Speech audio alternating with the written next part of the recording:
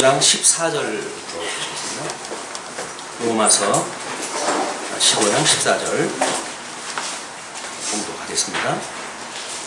내 형제들아, 너희가 스스로 선함이 가득하고 모든 지식이 차서 능히 서로 본하는 자임을 나도 확신하노라.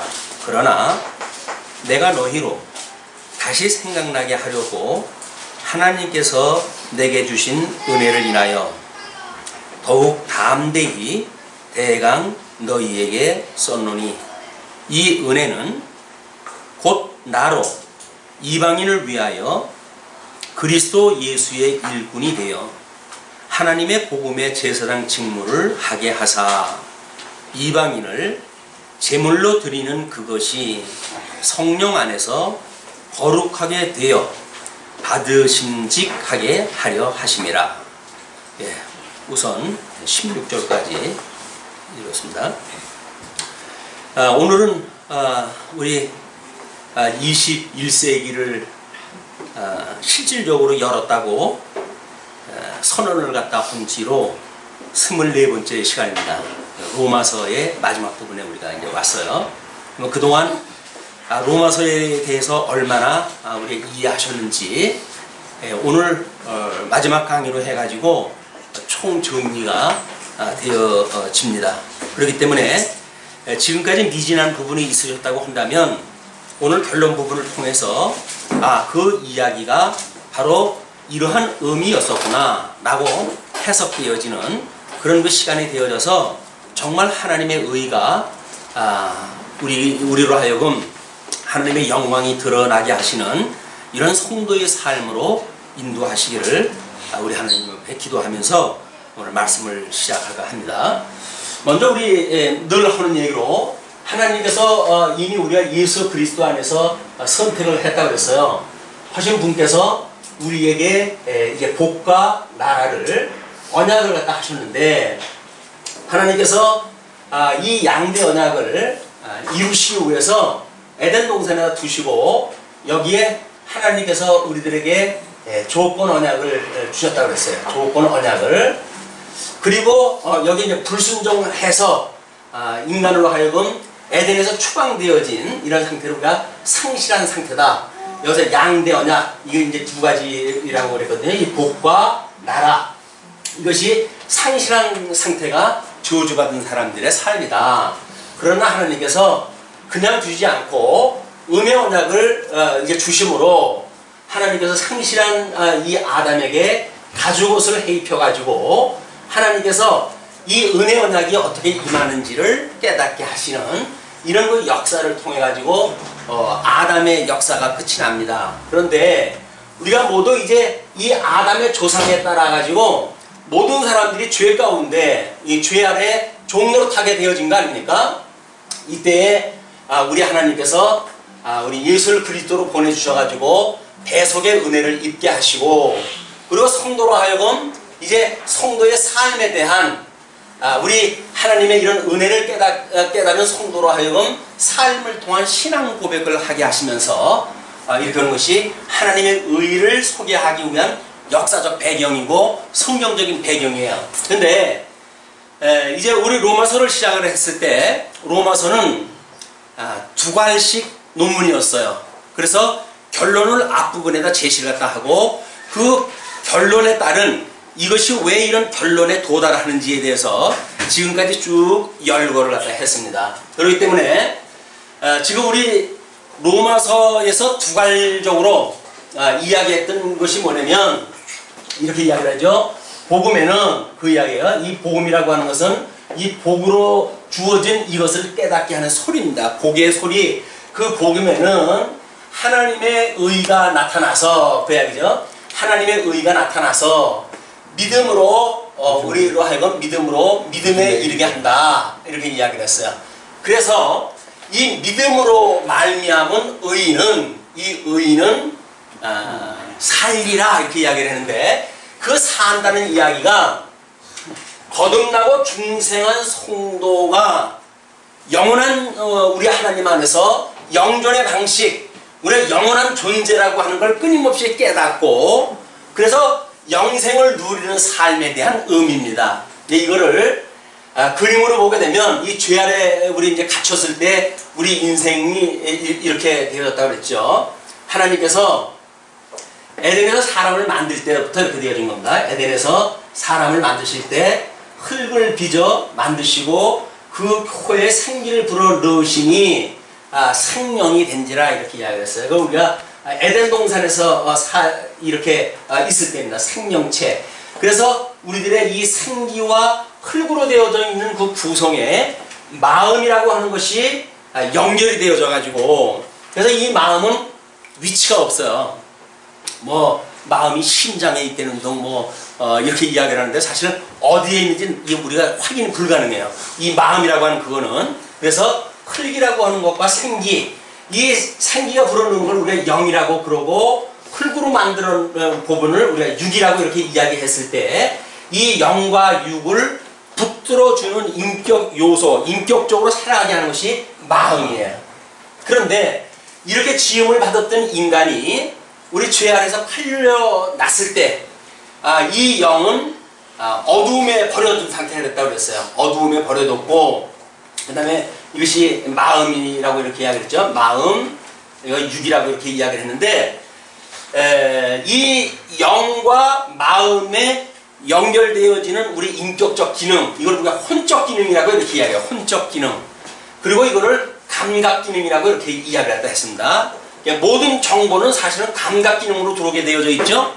모든 정보는 감각 기능으로 들어오게 되어지는데, 이 영이 죽어져 있을 적에는 이 하나님의 뜻을 우리가 분별할 수가 없기 때문에 세상에서 들어오고 있는 정보에 의해 가지고 우리의 모든 해석이 되어지는 상태입니다. 그래서 이 어둠에 버려둔 상태고, 이 마음을 상실한 마음에 내어버렸다 이렇게 이야기를 했어요. 이 복과 나라를 상실한 상태에 내어버려 두었다는 이야기예요. 이렇게 되어졌을 때 우리들의 이 상실한 마음과 육이 작동하는 감각 기능은 이게 우리 정욕의 소욕, 이 마음의 정욕, 이 상실한 마음의 정욕을 따라 가지고 우리 삶이 발현될 수밖에 없고, 이 육신은 그렇기 때문에 합당치 못한 삶을 살아가도록 되어졌다 라고 이야기한 것이, 이거는 우리가 우준하게 되어졌다고 이렇게 이야기했어요. 우준하게 되어졌다. 이것이 사망 권세 안에 살고 있는 인생들의 모습입니다.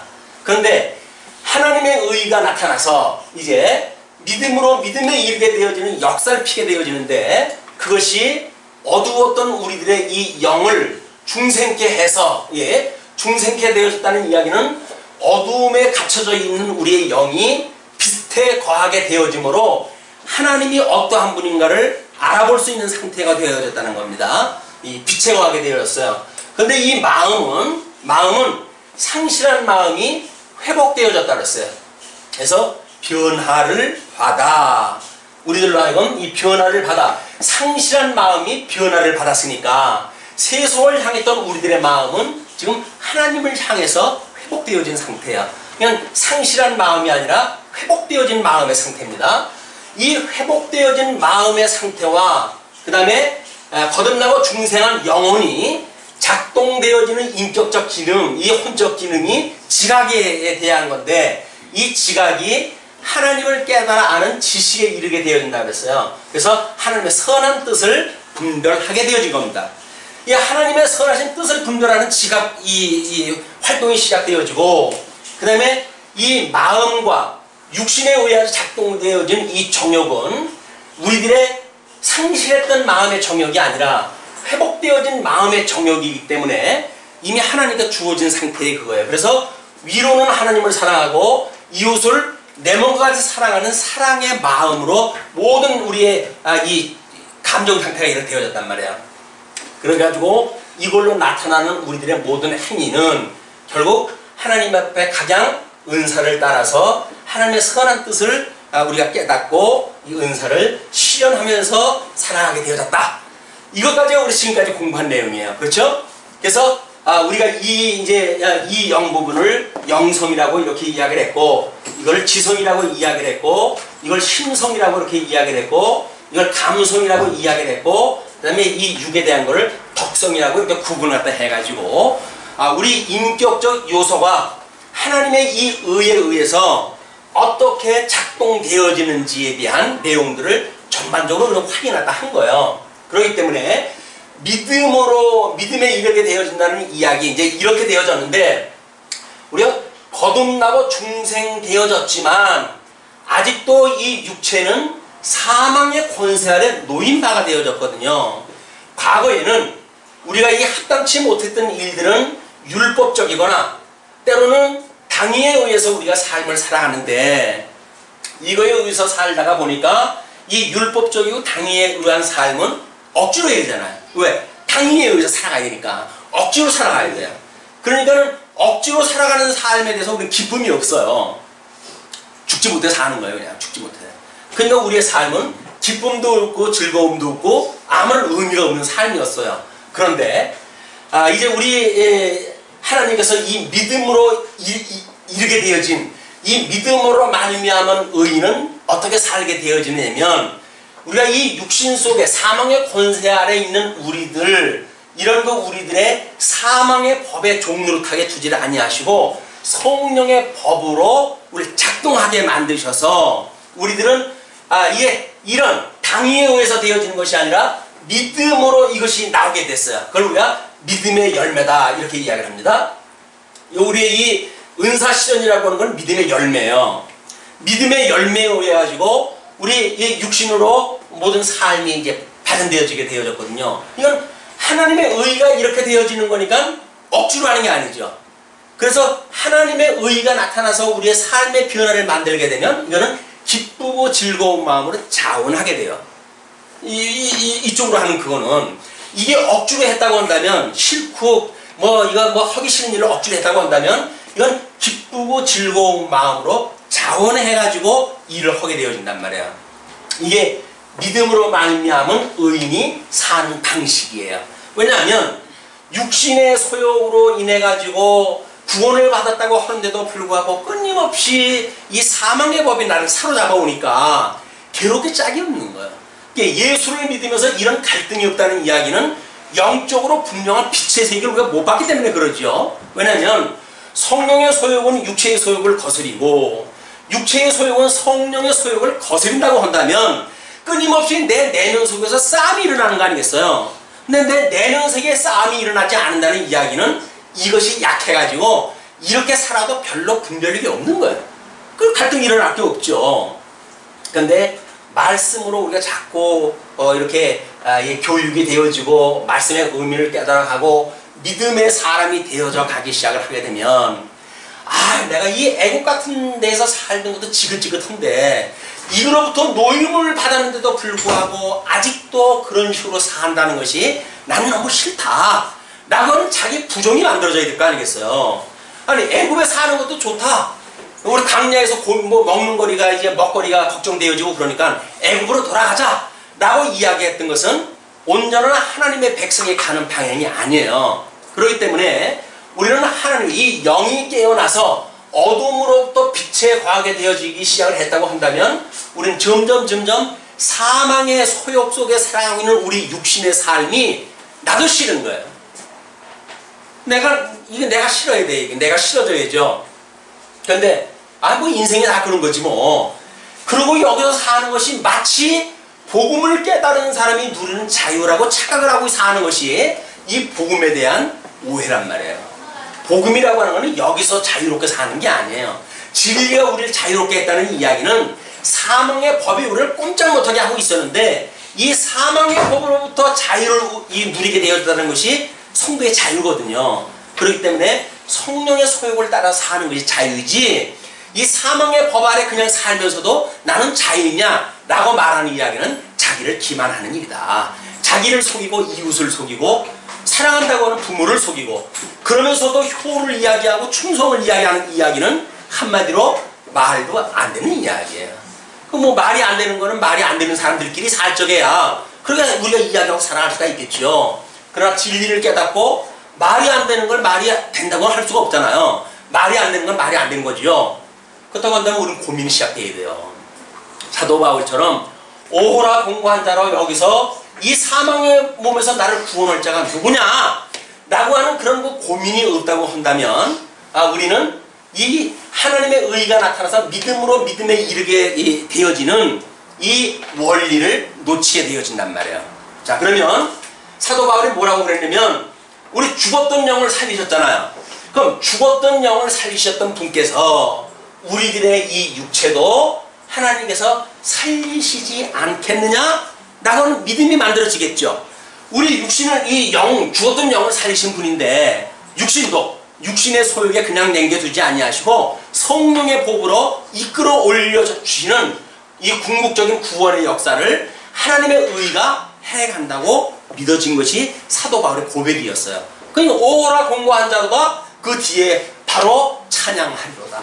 우리의 이 구속을 이루시는 하나님의 의에 대한 찬양이 튀어나오지 않습니까? 그러니까 우리가 이렇게 되어진 성도들의 삶을 통해 가지고 이제 이 우리들의 이 육신적인 삶, 이것은 영이 살아났다고 하는 신앙 고백을 가지고 살아가는 삶이다. 이 신앙을 믿는 믿음으로 이것이 구원받는다고 하는 믿는 믿음에 이르게 되어지는 것, 이것이 주기도문에서 뭐라고 그래요? 우리를 시험에 들게 하지 마시고 다만 악에서 구하여 주옵소서 라고 하는 것이 끊임없이 기도하는 거 아니에요. 이 악의 세계로부터 구원하는 그것은 이 아직도 육체의 소욕에 끊임없이 사망의 법이 이 조종하는 이 법체제 아래에 있는 우리 육체로 하여금 이 악으로부터 우리를 구원해 주세요. 그래서 하나님의 이 선, 여기에 이르게 해주세요. 그 이야기에 이 절대적인 하나님의 선, 이걸 우리가 분별하면서 살아가게 되어지는 것이 성도의 삶이니까 끊임없이 이걸 향해서 살아가게 되어지는 거다. 이것이 이제 1장서부터 지금 15장 13절까지 전체 내용이에요. 자, 그러면 이제 사도 바울이 그러잖아요. 너희가 스스로 선함이 가득하고 모든 지식이 차서 능히 서로 고난한 자임을 나도 확신한다. 그 이야기 뭡니까?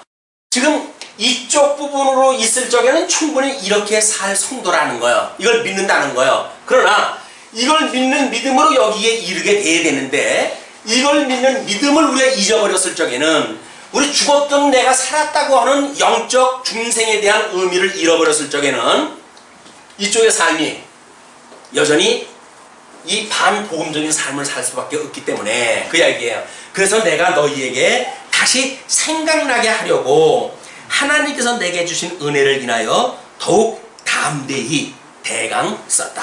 이렇게 이야기를 합니다. 사도 바울의 심정을 이제 읽어내시겠죠? 그 사도 바울의 심정을 읽어내게 되면 우리는 지금까지 이야기했던 사도 바울의 그 논리를 쉽게 수용할 수가 있고, 그리고 그 믿음을 우리도 바라볼 수가 있게 되어질 거예요.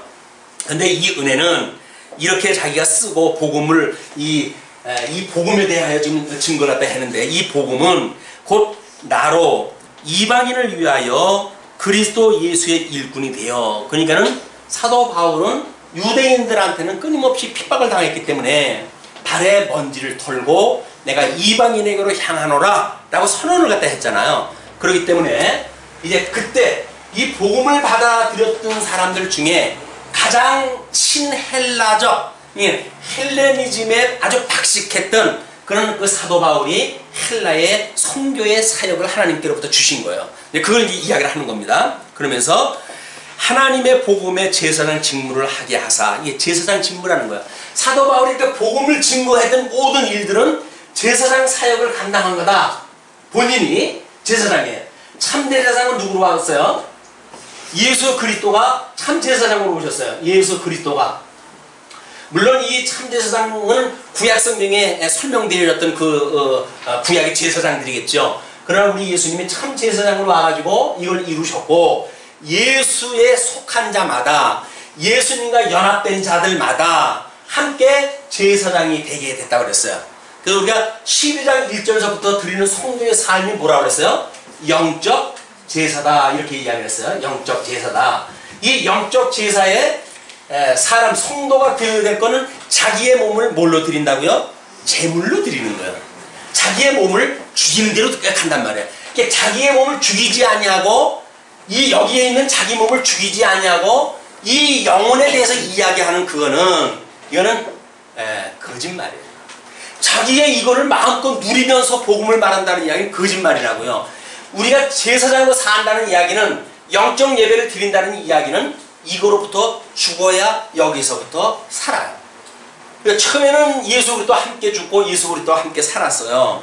그 논리는 영원한 개념이기 때문에 그리스도 안에서 끊임없이 우리가 여기서 죽어야, 여기서 죽은 것만큼만, 여기서 죽은 것만큼만 여기서 성장을 해요. 여기서 하나 죽었는데 여기서 둘 먹고 성장한다, 거짓말이에요. 하나를 죽은 것만큼 여기서 성장을 해요. 그것이 하나님의 우리들의 이 마음의 길이에요. 이 마음이라고 하는 거는, 이건 어차피 하나님께서 우리에게 주어진 마음의 밭이 있잖아요. 그 마음의 밭은 크거나 적거나 할 수가 없어요. 이 두 마음을 가지고 있는데, 이 마음이 육체의 소유에게 죽는 이 마음이 죽었을 때 이쪽에서 우리가 그만큼 성장한단 말이에요. 우리가 그리스도 안에서 그래서 죽자는 이야기예요. 왜? 예수를 믿는다는 이야기는 내가 죽는다는 이야기니까 여기서 죽어야 여기서 사는 거 아니에요. 그래 영원한 하나님 나라에서 우리가 영원히 살 거 아니겠어요. 그런데도 이 세상이 좋다고 여기서 살겠다고 그러면 참 이 목사 깝깝한 거예요. 여기가 지옥인데 지옥에서 사는 게 좋다고 하시는 분들한테 아니에요. 거긴 지옥과 같은 거예요. 어둠의 권세가 사망의 법이 작동하는 곳이에요. 그러니 일일이 가십시다 라고 이 성경이 그렇게 기록되어졌다고 제가 설명을 해드리잖아요. 근데 너 나가세요. 나는 여기가 좋습니다 라고 말하게 되면 이 복음의 말씀이 튀는 거예요. 아무리 그렇게 해도 지는 여기서 누릴 거 없으니까 그렇지 나는 여기서 누릴 거 많아 라고 말한다고 한다면 내가 먹을 게 없어가지고 이쪽으로 가자고 하는 사람이 돼버리고 하잖아요. 그것이 아니라 여기가 생명의 세계예요. 여기는 사망의 세계예요. 여긴 지옥이고 여긴 천국이에요. 이게 죽은 뒤에 가는 천국이 아니라 살아서 가는 천국이 이곳이란 말이에요. 여기서 육신의 장막을 벗어버리게 되면 영원한 천국에서 우리 누군가 사는 거예요. 이 생명의 면류관을 모두 받으시기를 주님의 이름으로 축원을 합니다. 자, 이제 그렇게 되어졌으니까 그렇게 제사장 직무를 하게 해서 이방인을 제물로 드리는 그것이 성령 안에서 거룩하게 되어 받으심직하게 하려 하심이라. 뭐 한다는 거야 결국? 이 제사장이 되어진 사도 바울은, 이 사도 바울이 지금 뭘 하겠다는 이야기예요? 이방인으로 하여금 제사장이 되게 하겠다는 이야기예요. 이방인들이 제사장이 되어져 가지고 결국은 자기들을 몸을 죽이는데 내어보내가지고 이 복음을 증거하는 사역자로 삼겠다 그 이야기예요. 자, 그러므로 내가 그리스도 예수 안에서 하나님의 일에 대하여 자랑하는 것이 있거니와, 이 그리스도 안에서 자랑하는 것이 있는데, 그리스도께서 이방인들을 순종케 하기 위하여 나로 말미암아 말과 일이며 표적과 기사의 능력이며 성령의 능력으로 역사하신 것 외에는 내가 감히 말하지 아니하노라. 사도 바울이 이 일을 갖다 하기 위해서 하나님께서 그동안 가진 표적을 표하게 하시고 뭐 믿음의 역사가 일어나게 하시고 이런 것이 있었잖아요. 그거밖에는 자랑할 게 없다 그 이야기예요. 근데 그걸 뒤집어서 이야기를 하게 되면 복음을 증거하기 위해서 수없이 매를 맞고 투옥되어지고 다른 사람한테 험한 꼴을 당하고 그렇게 되어진 것이 하나님의 표적이라는 이야기예요. 동의하십니까? 아니 예수 믿으면 뭐 복 받는다고 그러는데 원래 예수 믿으면 죽는다고 이야기를 하니까 이게 깝깝한 거 아닙니까? 예수를 믿는다는 이야기는 죽는 이야기예요. 이 사망의 우리 여기로부터 죽어야 생명 속에서 살기 때문에 끊임없어 죽는 거를 이야기를 하는 겁니다. 그냥 이방인들로 하여금 그러잖아요. 자기의 제물로 드리는 것, 이방인을 제물로 드리는 그것이 성령 안에서 거룩하게 되어 받으심직하게 하려 하심이라. 네, 그러면서 그 이방인들한테 그렇게 하는 것, 그 일 외에는 내가 말하지 않겠다 이렇게 이야기를 하면서 이 일로 인하여 내가 예루살렘으로부터 두루 행하여 일루리곤까지, 그는 예루살렘으로부터 시작을 또 해가지고 1차 전도 여행, 2차 전도 여행, 3차 전도 여행을 통해 가지고 그리스도의 복음을 편만하게 전하였노라. 끊임없이 자기의 몸을 산 제물로 바쳐가면서 복음을 증거했다 그 이야기예요. 그러면 이 사도 바울의 그 복음의 어떤 그런 정신을 우리가 보면서 복음을 위한 삶이라는 거는 어떠한 거로구나 라고 하는 어떤 그 감이 오시잖아요. 그 감이 우리 신앙생활의 본질이라는 거예요. 자, 그러면 이제 그 20절에 또 내가 그리스도의 이름을 부르는 곳에는 복음을 전하지 않기로 힘썼노니 이는 남의 터 위에 건축하지 아니하려 함이라. 기록된 바 주의 소식을 받지 못한 자들이 볼 것이요 듣지 못한 자들이 깨달으리라 함과 같으니라. 자, 이제 이 성경 말씀을 우리가 축소시키거나 왜곡을 시키게 되면, 내가 어려웠을 때 누가 나를 지원을 갖다 해줬어요. 근데 세월이 어느 정도 흘렀어요. 상황이 바뀌어가지고 또 그 사람 위에 많은 이제 그 협력자들이 만들어졌어요. 근데 협력자들 간의 어떤 이해관계, 갈등이 만들어졌어요. 그럴 때 마치 그 은혜를 입었던 사람이 먼저 힘들었을 때 도와줬던 사람에게 편을 들어가지고 그쪽 사람을 어떤 편을 드는 것이 이 성경 구절이라고 오해할 수가 있겠죠. 그런 게 아니에요. 그렇게 되면 생명의 법이라고 하는 그거는 갈등이 있는 사람을 말씀으로 하나가 되어지게 하는 것이 생명의 말씀의 원리지, 둘이 갈등이 있는데 너는 죽이고 너는 내가 취할게 라고 하는 건 복음의 원리가 아니란 말이에요. 근데 안타깝게도 그런 믿음의 선배들이 있어서 우리가 고통 속에 놓이기도 하고, 이 하나님의 말씀은 그렇지 않은데 내가 왜 이런 삶을 살아야 되는가 라고는 회의가 일었던 것도 그런 원리로부터의 오해예요. 하나님의 말씀은 어떤 한쪽으로 치우쳐가지고 우리들로 하여금 왼쪽이나 오른쪽으로 치우치는 게 하나님의 뜻이 아닌 거예요. 복음의 중심에 서가지고 양편의 그 갈등이 있는 자들을 다 묶어내는 것이 생명의 원리다. 그래서 사망이 생명의 삼킴바 되어진 원리가 복음의 능력이지, 복음의 능력이 어떤 하나는 버리고 어떤 건 하나 취하고 라고 하는 편 들어가는 것이 복음의 역사가 아니다. 복음의 능력자도 아닌 거예요. 우리가 어떤 목사가 만약에 뭐 어떤 한쪽 사람의 편을 들어가지고 이야기를 한다든지, 이거는 올바른 목회자의 상이 아닌 거예요. 사도 바울이 뭐라고 그랬어요? 그 성경 근거를 주의 소식을 받지 못한 자들이 볼 것이요 듣지 못한 자들이 깨달으리라 라고 했던 이사야서 52장 15절 말씀을 가지고 지금 근거를 제시했잖아요. 이 터 위에 복음을 증거하지 않겠다는 이야기는 사도 바울의 그 자기가 깨달았던 어떤 은사, 그 은사는 고린도서에서 뭐라고 이야기를 했냐면, 씨를 뿌리는 자도 있고 물을 주는 자도 있다. 그러나 그걸 자라나게 하시는 일은 하나님이다 라고 이야기를 하잖아요. 그러니까 씨를 뿌리는 자기의 사역을 갖다 감당을 한 거지, 씨가 뿌려져 가지고 어느 정도 성도가 모였을 때 거기에 자리를 길게 앉아가지고 그 사람들을 말씀으로 자라게 하는, 물을 주는 그런 은사가 아니라고 하는 걸 이야기를 하는 거예요. 그러니까 사도 바울은 지금 1차, 2차, 3차 전도 여행까지 통해가지고 이 헬라 반도까지 복음이 증거가 다 되어졌잖아요.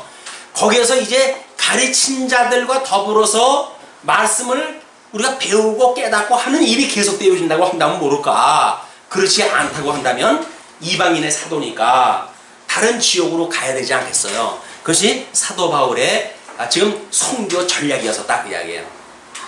자, 그러면 그래서 이렇게 그러므로 또한 내가 너희에게 가려 하던 것이 여러 번 막혔더니, 왜? 아시아 이 지역에는 아시아 그 다음에 헬라 반도까지 복음을 증거하는 사역이 끝나가지고 더 이상 갈 곳이 없었어요. 그래 이제는 이 지방에 일할 것이 없고, 또 여러 해 전부터 언제든지 서바나로 갈 때에 너희에게 가려는 원이 있었으니, 이 사도 바울이 가지고 있던 꿈이란 말이야. 있었으니 이는 지나가는 길에 너희를 보고 먼저 너희와 교제하여 약간 만족을 받은 후에, 만족이라고 하는 건 뭐예요? 결국은 그 사람들과 교제를 나눈다는 이야기는 뭐예요? 교제. 이제 이 영과 육의 이제 이 사도 바울과 그 다음에 로마의 성도들과 교제를 나눈다는 이야기는 뭡니까? 바울이 가지고 있는 이 복음, 영적으로 해가지고 이 사람들에게 연약한 성도들을 채워가고, 이쪽 성도는 물질이 있으니까 가난해가지고 어디 움직일 수 없는 바울에게 물질을 통해가지고 이 사도 바울의 선교를 하게 하고, 그래서 이 말씀을 가르치는 일과 물질을 봉사하다 하는 이것이 서로 연보의 원리로 작동되어진다 그 이야기예요. 그러니까 교제를 나눈다는 이야기는 서로 주고받고 하는 거지. 목사가 성경을 잘 가르쳐줬어요. 그런데 성도들이 배웠으니까 뭐 네 좋아서 가르쳤는데 나하고 뭔 상관이냐, 굶어 죽거나 말거나 네 복이지 라고 말한다고 한다면 한마디로 뭐가 없는 거예요? 싸가지가 없는 거예요. 그렇잖아요. 교제가 나누는 교제가 아니란 말이에요. 주 안에서 교제가 아니란 말이에요. 주 안에서 교제라고 하는 그거는 이 사람이 필요한 거를 공급하고 이 사람이 필요한 걸 공급하고 하는 것이 교제라 그 이야기예요. 그러니까 내가 서바나로 가기 전에 너희들에게 들려가지고 교제를 나눈다는 이야기는 얼마만큼 만족을 얻어서 이게 있어야 또 서바나로 여행을 갈 거 아닙니까? 입에 턱 치는 것뿐만 아니라 지금 서바나 반도로 선교를 가야 되니까 이것이 필요할 거 아니겠어요. 이거를 너희들에게 만족을 얻은 후에 그 이야기예요. 그 너희의 그리로 보내줌을 바람이라. 자기가 계획을 세우는데 누가 보내줘요? 자기가 가면 되지. 근데 보내준다는 이야기는 뭐예요? 갈 수 있는 여건을 마련해준다 그 이야기예요. 이는 말귀를 못 알아듣게 되면 이제 우리 양대 언약 성취 섭리사라고 하는 거는 말귀를 못 알아듣게 되면 이 해석이 안 됩니다. 자, 그러면서 그러나 이제는 내가 성도를 섬기는 일로 예루살렘에 가노니, 성도로 섬기는 또 일이 있어요. 그것이 예루살렘으로 가는 일이에요. 그게 뭐냐면 이는 마게도냐와 아가야 사람들이 예루살렘 성도 중 가난한 자들을 위하여 기쁘게 얼마를 동정하였습니다. 뭐예요? 이것이 여기에 지금 이제 사도 바울이 이 고린도 지역에 있었던 지역이에요. 여기는 예루살렘 지역이에요. 그런데 이쪽은 가진 지금 이 어떤 극한 가뭄, 뭐 이런 어떤 핍박 이런 것들로 인해 가지고 사람들이 먹고 살기 힘들 정도예요. 그래도 이 이방인 지역은 나요. 그래서 이 사람들이 극한 가난 중에 연보를 갖다 해가지고 이쪽으로 보내주는 거예요. 이것이 성도들의 연보예요. 이거는 고린도 저 헬라 지역에서 연보를 갖다 가지고 예루살렘에 가는 일을 사도 바울이 받았으니까 이거를 소위 섬기는 일이다 이렇게 표현을 해준 거예요. 그러면서 저희가 기뻐서 하였거니와 그 연보를 기뻐서 하였거니와 또한 저희는 그들에게 빚진 자니.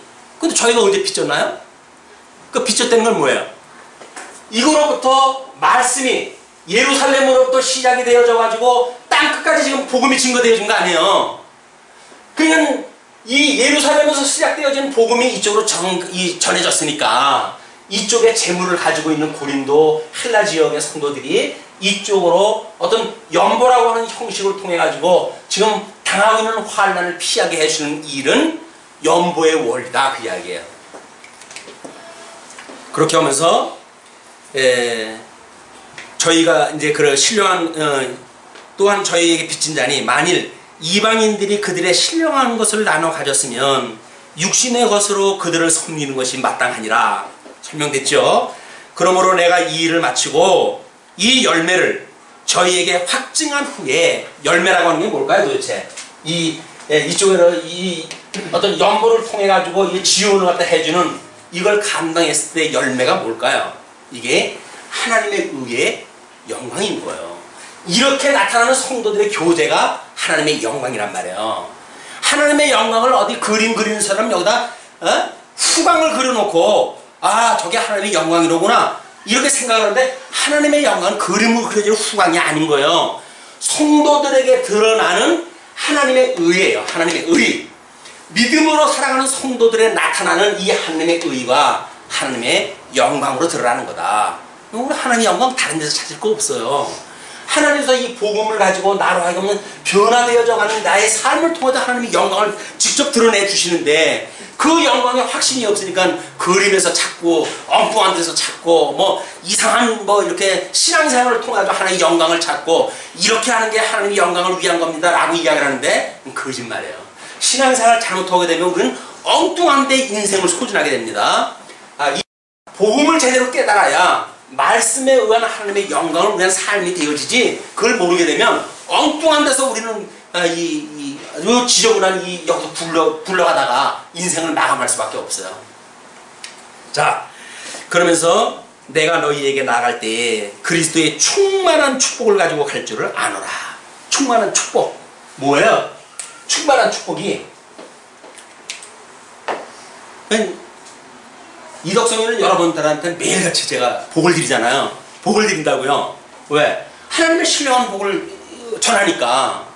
근데 이 복을 전하는 어떤 그런 그 역할에 대해서 별로 감동이 없으시다고 한다면 그 복은 받을 수 없죠. 그렇잖아요. 아니 복음을 전한다. 신령한 복을 전한다. 라고 믿어져야 저기서 지금 뭐 변변찮은 인물이지만 하나님의 복음이 떨어지니까 나한테 신령한 그런 그 복이 충만한 이런 그 복이 나한테 임하는구나 라는 걸 깨닫게 되어지지. 이걸 모르게 되면 지나 나나 똑같은 인생인데 뭔 이렇게 말해버리게 되면 우리는 이 성도의 교제는 금이 간 거예요. 성도의 교제는 금이 가고 만 거예요. 이건 목사하고 성도 간의 관계만이 아닙니다. 부모 자식 간의 관계도 마찬가지고 남편 아내와의 관계도 마찬가지고 뭐 이웃과 사촌끼리의 관계도 마찬가지고 모든 성도 간의 관계가 그렇게 되어지는 거예요. 원리가. 자 그러면 형제들아 내가 우리 주 예수 그리스도로 말미암아 성령의 사랑으로 말미암아 너희를 권하노니 성령의 사랑입니다. 말미암아 너희를 권하노니 성령의 사랑이라고 하는 이야기는 지금 우리의 이 영혼 부분을 성령이 감싸는 거 아니에요. 이 성령이 감싸는 때 우리들의 이 지식도 성령이 감싸게 돼요. 우리 마음도 성령이 감싸게 되어져요. 우리의 감각도 사랑이 감싸게 되어져요. 우리의 덕성도 성령이 감싸게 되어져요. 성령의 열매, 믿음의 열매가 나타난다는 것은 성령의 역사인 거예요. 성령을 제외해놓고 뭐 영적 기능이 뭘 어떻게 해간다는 이 이야기는 한번 망발인 거예요. 모든 들어오는 정보가 우리 예수 그리스도를 믿고 우리 일반 계시교회가 아침 눈 뜨면서부터 뭐 신문을 보고 뭐 라디오를 듣고 TV를 갖다 보고 그래요. 모든 정보가 들어와요. 이 정보가 하나님의 선한 뜻인가 무엇인가를 분별하는 쪽으로 가지 않는다고 한다면 여전히 우리는 세상 정보에 의해서 세상을 살아갈 뿐이에요. 이 세상의 어떤 일도 하나님의 이 당신의 권능을 갖다 능력을 선포하기 위하지 아니한 계시가 없잖아요. 다 하나님의 영광을 계시하기 위한 건데. 자,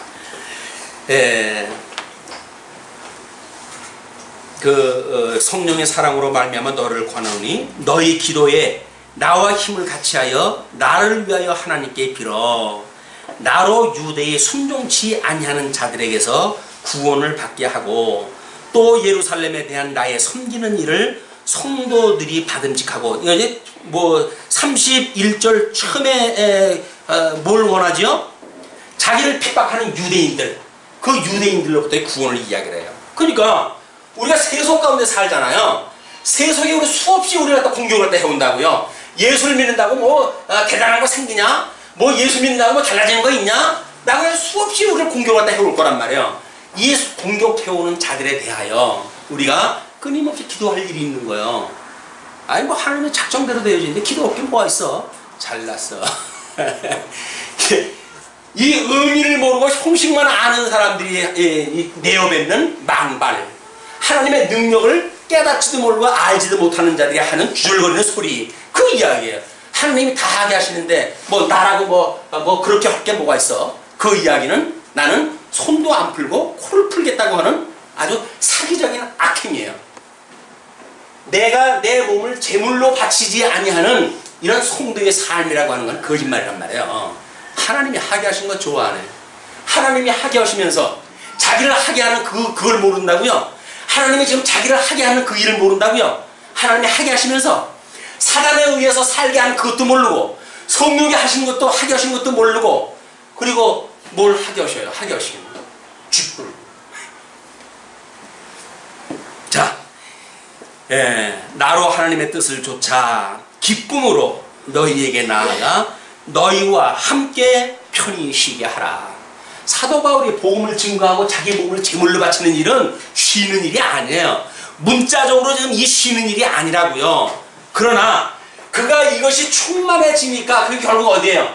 하나님의 안식에 거하는 거 아닙니까? 예수 그리스도 안식에 거하는 거 아니에요. 그러니까 그게 쉰다는 이야기지. 그게 뭐 아유 내가 힘써가지고 일했는데 뭐 이제 좀 낮잠 좀 자면 편하게 쉬자 라고 하는 쉬는 개념이 아니란 말이에요. 이걸 문자적으로만 이해를 하게 되면 우리는 인생살이를 땡깡 대충 살자 라고 하는 쪽으로 갈 수밖에 없지요. 사도 바울의 삶은 치열한 삶이었어요. 자기 이 복음을 위해서 자기 몸을 제물로 바치는 치열한 삶이었지. 이 풍요로운 세상을 만나는데 여기서 왜 이걸 누리질 않아? 내가 짱구야? 짱구니까 이걸 그렇게 하지요. 그렇지 않고서야 어떻게 사망이 우리를 종로로 했던 그것이 좋다고 해야 거기를 기웃기웃 하겠어요. 우리가 이거로부터 자유를 입은 것이 구원받은 성도들의 지향점이고 우리가 바라볼 것이다. 예, 그러면서 평강의 하나님께서 너희 모든 사람과 함께 계실지어다. 아멘. 살리라 라고 하는 그 이야기는 결국은 하나님과 함께 영원히 사는 거예요. 하나님과 더불어 영원히 영생을 누리면서 영원히 찬송을 하면서 하나님의 능력을 찬송하며 사는 것이 천국의 삶이다. 그 이야기예요. 자, 이제 16장은 우리 이제 그 문안이니까 그냥 읽어만 갈게요. 여기서 첫 번째 조심을 갖다 해야 될 거는 수많은 사람들이 나오고 행해왔던 일들이 나와요. 또 우리는 그걸 보고 그럴 거예요. 아, 저런 일을 갖다 했으므로 저는 사도 바울의 지역을 갖다 해주는구나. 이렇게 보면 1장서부터 15장까지 여지껏 이야기했던 것도 우리 다 잊어버린 거예요. 여기서 인물들을 소개했다는 이야기는 결국 뭘까요? 하나님의 의에 결과로 드러난 사실을 이야기하고 있는 거지. 사람들한테 이거 봐라, 일을 열심히 하면 사람들이 알아주지 않더냐 라고 하니까 우리는 열심히 하자 라고 하는 쪽으로 하게 되면 또 이거 코막고 답답한 일이에요. 당연히 여기서 사는 삶이 아니라고 그는데도 불구하고 봐라, 저렇게 우리가 사도 바울도 기억을 하고 칭찬을 갖다 해주고 뭐 로마 교회다 이렇게 해주고 그렇지 않느냐. 그러니까 우리도 주의 몸된 교회에서 열심히 이걸 갖다 하자 라고 말하는 이야기는 23시간 동안 이야기했던 거를 다 모르고 계시기 때문에 그런 거다 그 이야기야. 23시간 동안 이야기한 건 뭡니까? 하나님께서 하나님의 의가 나타나면 사람의 경이로부터 말미암은 삶이 아니라 율법으로 말미암은 삶이 아니라 하나님의 의가 우리로 하여금 믿음으로 믿게 하는 이런 그 역사가, 복음의 역사가 드러난다. 이것이 하나님의 의의 영광이다. 그 이야기 아니겠어요? 그러니까 주님의 몸된 교회, 우리 말씀운동 서원교회에서도 우리 이상 중에 두 번째 이상이 뭡니까? 하나님의 의의 영광을 배우고 익힌 교회라고 그랬어요. 그게 우리들한테 어떤 목표지. 여기서 대단한 일을 갖다 헐고 뭘 하는 것이 목적이 아니란 말이에요. 하나님의 의의 영광을 모르고 하나님의 그 복음이 나타나가지고 우리를 변화시켜가고 그래서 남도 하기 싫은 일을 기쁘고 즐거운 마음으로 자원봉사하게 하고 나도 못할 일이 이렇게 일어나는 것이 기이하지 않습니까? 나도 나를 봐도 나도 모르겠어요 라고 하는 신앙 고백이 안 나오십니까? 그게 하나님의 복음의 역사란 말이에요. 의의 열매란 말이에요. 자, 그러면 이제 읽어갑니다.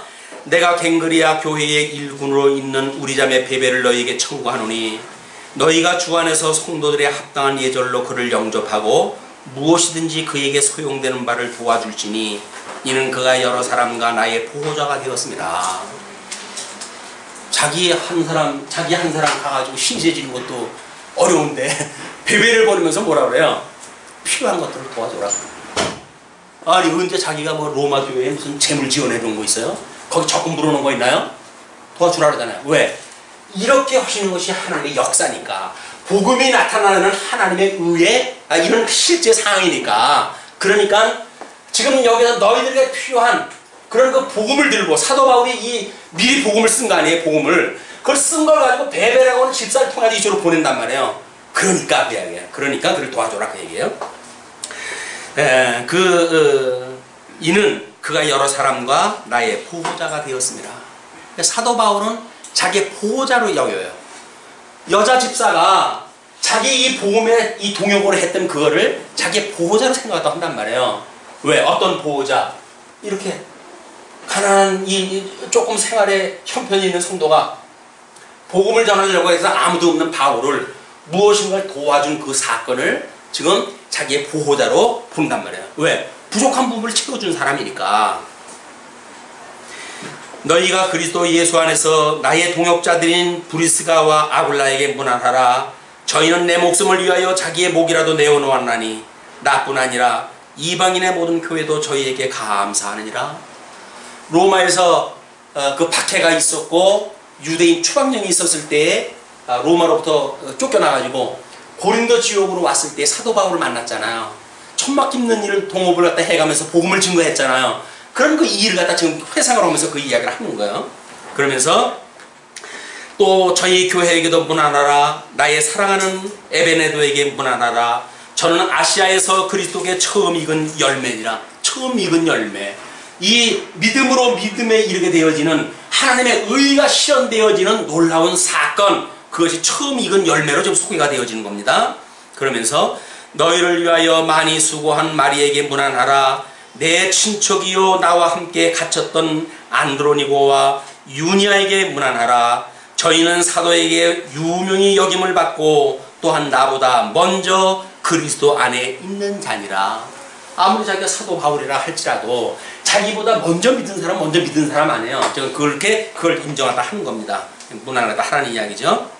그러면서 또 주 안에서 내 사랑하는 암블리아에게 문안하라. 그리스도 안에서 우리의 동역자인 우르바노와 나의 사랑하는 스다고에게 문안하라.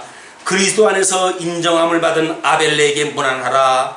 아리스토블로의 본색에게 문안하라. 내 친척 헤로디온에게 문안하라. 나기수의 권속 중 주 안에 있는 자들에게 문안하라. 주 안에서 수고한 두루베나와 두루보사에게 문안하라. 주 안에서 많이 수고하고 사랑한 버시에게 문안하라. 주 안에서 택하심을 입은 루포와 그 어머니에게 문안하라. 그 어머니는 곧 내 어머니니라. 그래서 성도 간에 지금 혈육 간에 가지고 있는, 여기 사도 바울이 가지고 있는 이때의 모든 이 혈육적 관계, 이 혈육적 관계는 사실은 다 무너집니다. 무너진다고 해도 없어지는 것이 아니죠. 그러면서 이것이 신령한 관계로 맺어져요. 근데 그 호칭은 여전히 어머니, 자매 똑같이 사용이 되어져요. 그러나 이 혈육적 관계에 의해서 이게 무너지진 않죠. 사망이 생명의 삼킴바 되어졌다는 이야기는 오히려 더 성화되어진 개념이다, 그 이야기예요. 그러니까 복음을 모르게 되면 내 피부치밖에 못 보게끔 되어져 있어요. 이 하나님의 복음을 모르게 되면 우리들의 마음은 좁아진 우리들의 마음은 내 피부치밖에는 못 봐요. 그 건너편에 있는 사람도 안 보여. 지금 힘들고 어렵고 그런 성도들이 눈에 안 보인다니까요. 왜? 나는 지금 아픈 게 아니니까. 내 직접적인 문제가 아니니까. 그러나 하나님의 의가 나타나서 우리들에게 이 의가 실현되어진다고 한다면 이 혈육적 관계를 뛰어넘는 신령한 관계가 되어가지고, 왜 그분들을 위해 가지고 우리가 매일같이 기도를 왔다 하나요? 주님의 몸된 교회 성도들의 왜 호명을 왔다 하면서 기도를 왔다 하시나요? 기도 안 하시나요? 저만 오는 거예요? 그게 우리 하나님이 해가신다고 우리 믿으시니까, 하나님이 이렇게 해가신다고 우리 믿으시니까 우리가 무시로 기도할 때마다 우리는 좋잖아요. 공동의회록에 주소록에 먼저 나와져 있는 사람들이 있으니까 그 주소 보고 쭉 그냥 보시면 돼요. 그냥 뭐 구체적인 거 기도거리가 생각 안 난다고 한다면 이름이라도 한번 기억하고 넘어가면 얼마나 좋겠어요, 그게. 그런데 야이고 내 코가 석잔데 라고 하시게 되면 내 몸을 제물로 바칠 여유가 없어요, 지금. 그러니까 내가 스스로 나를 정죄하지 않는 자가 복되다. 그래서 내가 구원받은 확신이 있고, 내가 구원받은 확신이니까 다른 사람의 모든 죄를 용서하고 그들과 사랑의 관계가 만들어지고, 하나님 위로는 하나님을 사랑하고 이웃을 내 몸과 같이 사랑하는 성도의 관계가 만들어진단 말이에요. 그게 우리 사랑, 우리 회복되어진 마음으로 말미암은 욕심, 성령의 소욕으로 말미암은 관계인 거예요. 이게 사랑의 관계다.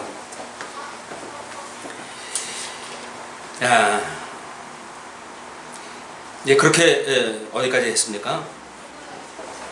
루퍼 이런데 이야기가 나오게 되면 루퍼가 누구니 해가지고 고고학적 무슨 자료를 찾고 이렇게 이야기를 하는데, 물론 성경을 사실적으로 우리가 해석해가는 건 매우 필요하죠. 그렇다고 해가지고 거기 매달려가지고 시간을 보내게 되면, 지금 사도 바울이 하나님의 의에 대한 복음에 대한 걸 이야기하려고 그러는데 우리는 그 사실 자체에 매여버린단 말이에요. 사실 자체에 매이는 것은 지혜로운 게 아닙니다. 그 사실을 통하여 이 바울이 말하고자 하는 복음의 핵심을 발견했다 해야지, 우리가 삶에 매여져 가지고 하나님의 선한 뜻도 분별하지 못하고 살아간다는 이야기는 한마디로 성도의 삶이 아니잖아요. 우리가 끊임없이 주어진 이런 모든 환경을 통해 가지고 하나님을 깨달아가고 배워가고 그분을 경외하는 데까지 이르는 것이 성도의 이 신앙생활이다. 자, 그러면서 13절 주 안에서 택하심을 입은 루포와 그 어머니에게 문안하라. 그 어머니는 곧 내 어머니니라. 내 어머니라고 하는 이야기는 뭐야? 너희 어머니기도 하다, 그런 이야기겠죠. 아순 구리도와 블레본과 호메와 그 다음에 바드로와 호마와 저희와 함께 있는 형제들에게 문안하라. 빌로도고와 율리아와 또 베레오와 그 자매와 올론바와 저희와 함께 있는 모든 성도에게 문안하라. 너희가 거룩하게 입맞춤으로 서로 문안하라. 그리스도의 모든 교회가 다 너에게 문안하느니라. 이때 인사 방식은 그 머리를 마긋대고 어긋대고 이제 뭐 입맞춤을 하는 그런 그 인사가 되고 그러지 않았어요. 이걸 또 문자적으로 해가지고 주책 맞은 어떤 분은 뭐 이렇게 해야 된다나 뭐 해가지고 한국에서, 그것도 대한민국에서 성도를 만나게 되면 이런 인사 방법으로 해가지고 무슨 입맞춤이라고 그러는 게 뭐 이포고는 되지 않았겠지만 뭐 뼘에다 댄다든지 이런 웃기지 못하는 일을 갖다 하고 그러는데 이 얘기가 그 얘기 아니잖아요 지금. 그냥 성경 말씀을 자기 살아가는 어떤 윤리 강령으로 만들어가지고 이런 근거로 제시하는 일은 이건 정말 이거 어떻게 말을 갖다 우리 터야 됩니까? 이걸 말이 안 통하는 사람들이, 말이 안 통하는 사람들, 의미를 모르고. 이거는 지금 그렇게 다정한 사람들끼리 인사할 때 했던 것처럼 우리가 혈육적 관계로부터 신령한 관계로 우리가 새로운 구성원이 됐는데 이런 관계인 것을 고백해라, 그 이야기 아니에요. 17절입니다. 형제들아, 내가 너희를 권하노니 너희 교훈을 거스려 분쟁을 일으키고 거치게 하는 자들을 살피고 저희에게서 떠나라. 이 교회에서 제일 어려운 게 뭐냐면 이 갈등을 주는 자들이에요. 그러니까 그 분쟁을 일으키는 자. 근데 사람이 혈육관계로 되어져 있을 땐 분쟁이 일어날 수밖에 없어요. 그러니까 그 분쟁이 지혜가 없기 때문에 만들어지는 일인데, 말씀을 가지고도 만약에 그것이 안 되어지거나 이렇게 되어질 수는 없겠지요. 말씀이 제대로 작동되어진다고 한다면 하나가 될 수밖에 없어요. 그러나 여기서 지금 이 복음이 증거되어지는데도 불구하고 그렇지 아니한 자들은 교훈을 거스리는 자란 말이에요. 교훈을 거스리고 있는 거예요. 그러니까 교훈을 거스린다는 이야기는 복음을 핍박을 하는 자들이에요. 그 복음을 핍박하는 자들, 거짓 교훈을 가르쳐가지고 미혹하는 자들, 이런 자들이 있다고 한다면, 거치는 자들, 넘어지게 만들고 이런 자들이 있다고 한다면 저희에게서 떠나라. 이 같은 자들은 우리 주 예수 그리스도를 섬기지 아니하고 다만 자기의 배만 섬기나니 공교하고 아첨하는 말로 순진한 자들의 마음을 미혹하느니라. 그러니까 이쪽에서 혈육관계를 중시하고 있는 사람들은 당을 짓는 거예요. 당을 짓는 거예요. 왜? 이 혈육이라고 하는 눈에 보이는 사람들 아니에요? 지형관계, 학연관계, 무슨 가장 인연관계로 해가지고 사람들을 묶어내고, 그래가지고 주면 몸된 교회가 무슨 뭐 어느 지역 사람들만 있어야 된다는 둥, 뭐 어떤 직위에 있는 사람들만 우리 교회에 있다는 둥, 이런 그 이야기는 참, 복음을 말하면서도 그런 이야기를 하는 사람들은 우리 교회는 예수님이 주인인 교회가 아니라는 신앙 고백인 거예요. 그렇지 않고서 이게 혈육관계를 가지고 이거 우리 교회의 특징이라고 이야기를 할 수가 있습니까? 아닌 거예요. 이걸 뛰어넘는 것, 이것이 복음으로 사는 그런 그 사람들입니다. 근데 이쪽으로 사는, 여기에 고집하는 사람은 특징이 있어요. 뭐예요 그게? 내 배를 위한 거예요. 내 배. 내 배. 사리사욕을 위한, 나의 이해관계를 통해 가지고 나의 어떤 유익을 구하는, 이 성령의 소욕이 아니라 육체의 소욕에 철저하게 종로로 타는 이런 자들의 특징이 여기에 매인단 말이에요. 그러면서 19절 너희 순종함이 모든 사람에게 들리는지라. 그러므로 내가 너희를 인하여 기뻐하노니 너희가 선한데 지혜롭고 악한데 미련하기를 원하노라. 여기선 지혜롭고 여기서는 미련해 좋다. 우리 어떤 때 그 뭐 엄청난 그 공격을 받고 그랬을 때 어떤 집사님이 저한테, 목사님 우리가 바보입니까? 그렇게 이야기를 하더라고요. 왜 가만히 있느냐 그 이야기예요. 이 억울한 이 지경을 당해서 왜 가만히 있습니까? 얼마나 화가 났으면 그러시겠어요.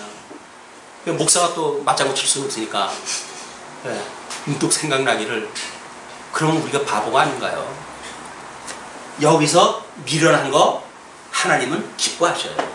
여기서 뭐 대단한 지혜를 가진 것처럼 해가지고 뭐 머리를 굴리고 이렇게 하는 것이 얼마나 성령을 배반하는 일인지 모르시니까 그러지. 우리 절대 이 대주제가 되시는 예수 그리스도를 우리가 믿는다고 한다면 이거에선 미련해도 괜찮아요. 저 사람은 좀 모자라는 사람 같아. 왜? 나 모자란다. 어떻게 할 거야? 여기서 모자란다고 하는데 어떻게 할 거야? 지가 나 무슨 여기서 모자란다고 도와주는 거 있어요? 그 사람들한테 그 사람들한테 잘 보이려고 애쓸 것도 없어요. 그 뭐 귀신 딴지들한테 잘 보일 이유가 뭐가 있어요? 우리는 주님한테 잘 보이면 되는 거예요. 주님한테 사랑받으면 되는 거예요. 자, 그렇기 때문에 평강의 하나님께서 속히 사단을 너희 발 아래서 상하게 하시리라. 그냥 주님께서 약속한 거예요. 이게 악의 무리는 완전히 이걸 이제 멸하실 거거든요. 무소경성도 다 집어드실 거거든요. 그러니까 이 악에서 구원해 주십시오라고 하는 기도만 우리가 할 일입니다. 그러면서 우리 주 예수의 은혜가 너희에게 있을지어다 라고 하는 너희는 누굽니까? 현재 이 말씀을 듣고 있는 우리예요. 뭐가? 예수의 은혜. 예수의 은혜. 이거 뭐 돈 생기는 거 아무런 도움 안 되는데 이렇게 생각하십니까? 아닌 거예요. 하나님의 은혜가 우리한테 있게 된다면 모든 가정의 문제, 경제, 사회, 정치적인 모든 문제가 해결이 돼요. 없는 돈이 생긴다는 게 아닙니다. 가난한데도 불구하고 부유하게 느껴진다니까요. 천한자인데도 불구하고 귀하게 느껴진다니까요. 왜? 우리 주님께서 우리를 그렇게 행하시니까. 근데 세상 사람들이 주님 데서 잘 사는 게 잘 사는지를 알고 여기에다가 뭐 손을 비벼가고 아양을 떨고 내 육신 영혼까지 다 타가면서 산다는 이야기는 너무 비참하잖아요. 우리 이 진리를 가지고 있는 자들이. 자, 21절 나의 동역자 디모데와 나의 친척 누교와 야손과 소시바더와 너에게 문안하느니라. 이제 그 편지 쓰는 이 동행자들이 편지를 갖다 쓰는 걸 소개합니다. 이 편지를 대서하는 나 더디오도 주 안에서 너에게 문안하노라. 나와 온 교회 식주인 가이오도 너에게 문안하고 이 성의 제무 에라스도와 형제 구아도도 너에게 문안하느니라. 그때 재물을 맡고 있는 대단한 관리였었는데 예수를 믿는 사람이었어요. 세상에 무슨 뭘 가지고 있다고 가지고 교회에 업신여긴다는 이야기는 한마디로 대주제가 되신 우리 예수님은 모르기 때문에 그래요. 교회에서는 세상의 혈육적 관계의 모든 직임들이 아무런 의미가 없어요. 왜? 주를 위한 데 그것이 필요한 거지. 그게 잘 먹고 잘 살려고 우리한테 준 게 아니잖아요. 지금. 재물을 줬어요. 왜 주셨을까요? 우리한테 명예를 줬어요. 왜 줬을까요? 우리 건강을 주셨어요. 왜 주셨을까요? 나 잘 먹고 잘 살라고요? 아닌 거예요. 그거는 복음을 모르는 사람들의 이야기입니다. 복음을 깨닫게 되어지게 되면 그것이 다 주를 위하여 준 거라고는 해석이 떨어지겠죠. 나의 복음과 예수 그리스도를 전파함은 영세전부터 감추었다가 어디로부터? 이거로부터 감추었다가 이미 선택되어진 거예요. 세상을 만들기 전서부터 이미 하나님께서 감춰놨던 거예요. 이것이 양전약 실체적인 아담에게 드러나고 이 아담에게 드러나면 모형적으로는 이스라엘 백성들에게 드러났고 둘째 아담이신 예수님을 통해 가지고 우리에게 지금 드러난 거란 말이에요. 이 비밀이 드러난 거야. 예, 그러니까 감추었다가 이제는 나타내신 바 되었으며 영원하신 하나님의 명을 좇아 선지자들의 글로 말미암아 모든 민족으로 믿어 순종케 하시려고 알게 하신 바 그 비밀의 계시를 좇아 된 것이니 이 복음으로 너희를 능히 경고케 하실. 경고케 어떻게? 하실. 어떻게? 능히. 누구를? 너희를. 우리를 하나님께서 능히 경고케 하실. 이 사망의 법으로부터 우리를 구원해내시는 이 경고하게 해 하실 덕성을 점점 굳게 세워가게 건덕을 세워가도록 그렇게 하게 하실 그 이야기예요. 그런 비밀에 알게 하신 바 그 비밀의 계시를 조사된 것이니 이 복음으로 너희를 능히 경고케 하실 지혜로우신 하나님께 예수 그리스도로 말미암아 영광이 세세무궁토록 있을지어다. 아멘. 네, 다 아멘. 다 아멘 하시는 거예요? 왜? 이렇게 했더니 이 하나님은 지금 영광의 뭐라 그랬어요? 영광의 본체가 되시는 분이라 그랬잖아요. 본체가 되시는 분이 지금 광채를 해가지고 예수 그리스도를 보내주셨어요. 광채가 이 땅에 오셔가지고 드러납니다. 성령의 능력으로 드러납니다. 그게 뭐예요? 영광의 능력이 드러나는 거예요. 이 영광의 능력이 드러나는 것을 배우고 익히는 것이 말씀운동 소원교회 성도들의 삶이라니까요. 하나님의 그 영광이 지금 우리하고 함께 하십니다. 그 영원하신 하나님의 그 크신 영광 앞에 또 그 우리 능력 앞에 우리가 있다고 하는 이 행복이 우리 이 로마서 16장까지 총체적으로 다 확인하면서 다시 한번 확인할 명제예요. 하나님께서 우리와 함께 하십니다. 나를 사랑하십니다. 하나님의 의로 우리로 하여금 굳게 세워가십니다. 하나님의 의가 우리를 믿음에 이르게 하십니다. 그러므로 그 믿음으로 말미암은 의는 이제 영원한 삶을 살아갈 겁니다. 시간 세계 속에서도 우리가 살아가지만 이 시간 세계가 끝나게 되면 영원한 삶을 살게 될 거예요. 다 함께 아멘 하는 겁니다. 그래서 아멘, 아멘, 아멘. 하나님의 말씀이고 이 언약이니까 그 말씀대로 될지어다. 기도하십시오.